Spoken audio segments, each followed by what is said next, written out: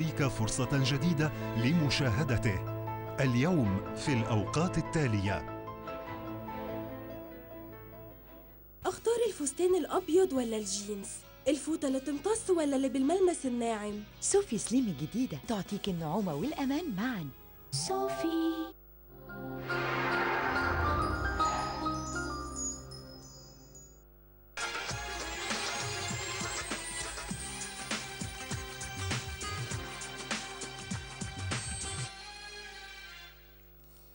من المطبخ مع الشيف بلقيس عثمان إلى المطبخ الفني والشعري مع دكتور وائل كرامي. هو طبيب العائلة مع كل الناس، هو الشاعر طبيب القلوب وصديق القصيدة والناس. دكتور وائل كرامي الحائز على جائزة الشعر من أمسي انترناشونال اللبنانية ورئيسها الشاعر ميشيل جحا. دكتور وائل كرامي رح يكون ضيفنا لليوم بعيون بيروت. أهلا وسهلا فيك دكتور. أهلا فيكي وبحبنا المشاهدين. البداية حضرتك مثل ما عرفنا انك دكتور، دكتور بشو تحديدا؟ أنا طبيب أخصائي بطب العائلة فاميلي ميديسن خريج الجامعة الأمريكية.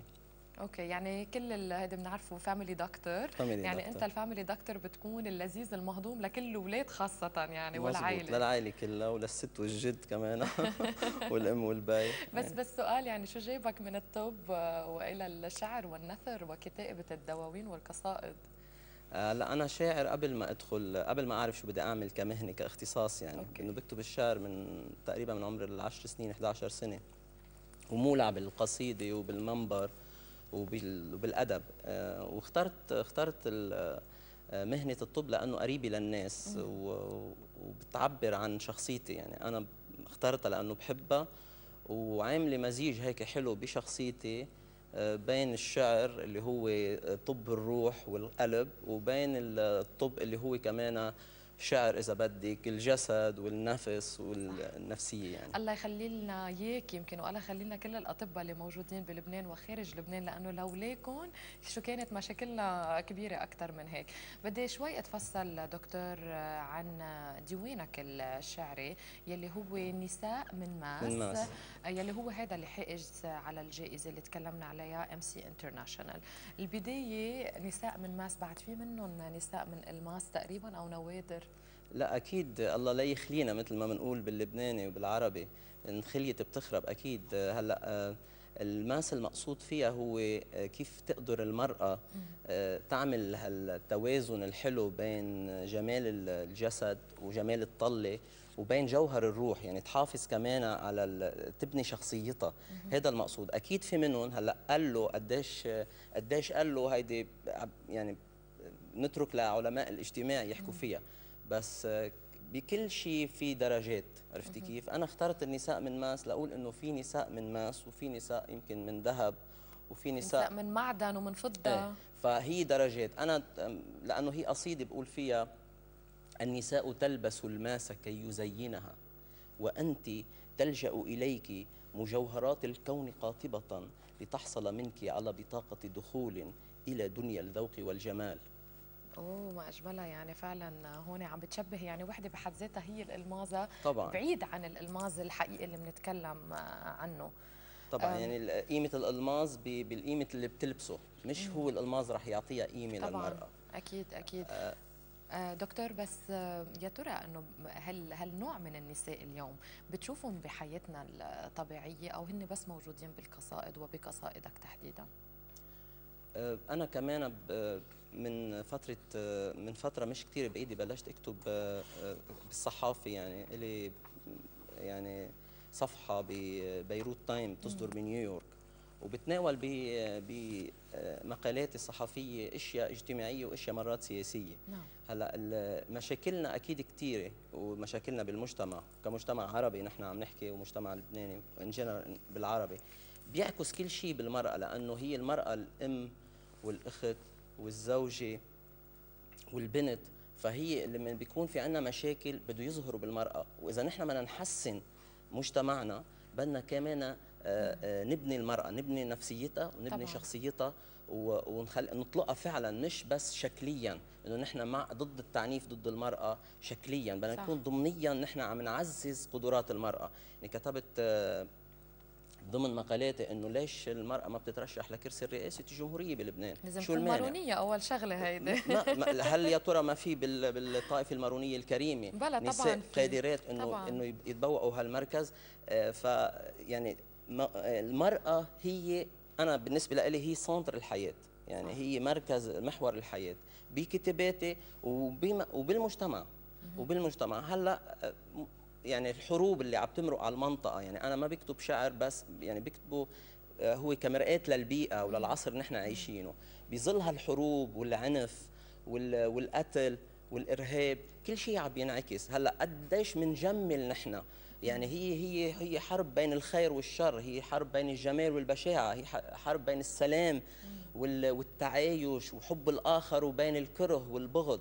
فكله هيدا يعني اذا الشعر بده يعبر عنه من خلال الحب، يعني بنعبر هون عنه فينا من خلال افهم انه الوطنية. دكتور حضرتك عم بتجرب تعمل رساله من خلال قصائدك او من خلال دواوينك؟ طبعا انا ما بكتب لمجرد الكتابه. مثلا من مده هلا عن جديد بعده مش منشور، كتبت نشيد الارض والحب، بلكي بنقرا منه شوي. حافظهم كلهم؟ لا ما بحفظ لانك منك جايب معك الديوان كرمال هيك يعني، فقلت انه يمكن ذاكرتك هالقد قويه. لا هو الديوان ما جبته لانه انا اخذت الجائزه مش بس على الديوان هيدا، على كافه اعمالك، عن نتاج الادبي كله، وحابب اقرا اشياء جديده بعدها مش منشوره، مشان هيك ما حبيت جيبه لما اقرا منه، لانه هو كثير حلو، اذا بجيبه رح اقرا منه، فحبيت اقرا اشياء جديده للي عم يسمعوني واللي متابعين لقصائدي. هون حطيتهم، صرنا حتى كلنا نقول قبل الكتاب لازم نحمله ورقه وطباعه والى اخره، انما الدكتور جايبهم على التليفون فمسهل علينا الشغل. مزبوط.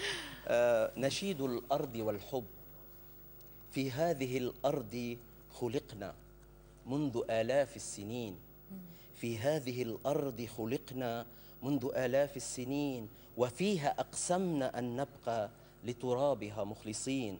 لن تقوى علينا حروب، لن تقوى علينا جيوش، ما دمنا لله عهدنا أن يصون وحدتنا، أن يحيينا مقاومين. في هذه الأرض زرعنا همما لا تلين، وفيها الله هدانا عبر أقدس المرسلين.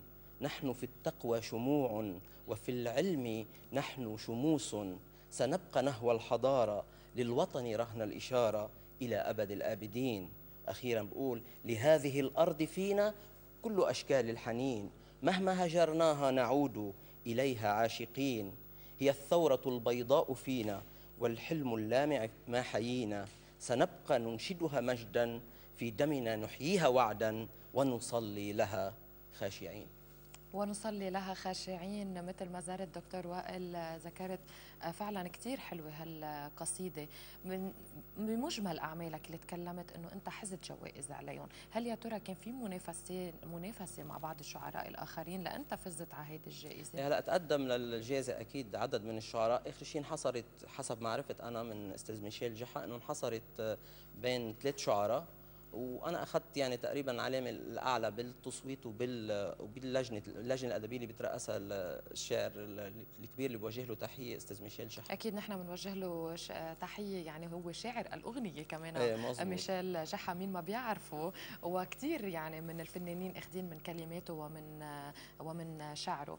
بتفكر انه مثلا هالقصائد اللي بتكتبها انك تترجمها بالاغاني مثل ما في بعض العالم عم بيعطوا للفنانين؟ اكيد، يعني هلا بعد ما صار شيء يعني في اشياء ملحنه بس بعد ما اخذوها فنانين، عم بحاول اتعامل مع ملحنين. نعم. ما بدي فوت على هي المجال غير ما اضيف شيء، يعني ما يعني انا كلمتي بعتبر انه انا فيها تجديد وفيها مغزى، فيها رساله مش لمجرد الكتابه. نعم. هلا عن جديد في قصيده بين قانا وجنين. نعم.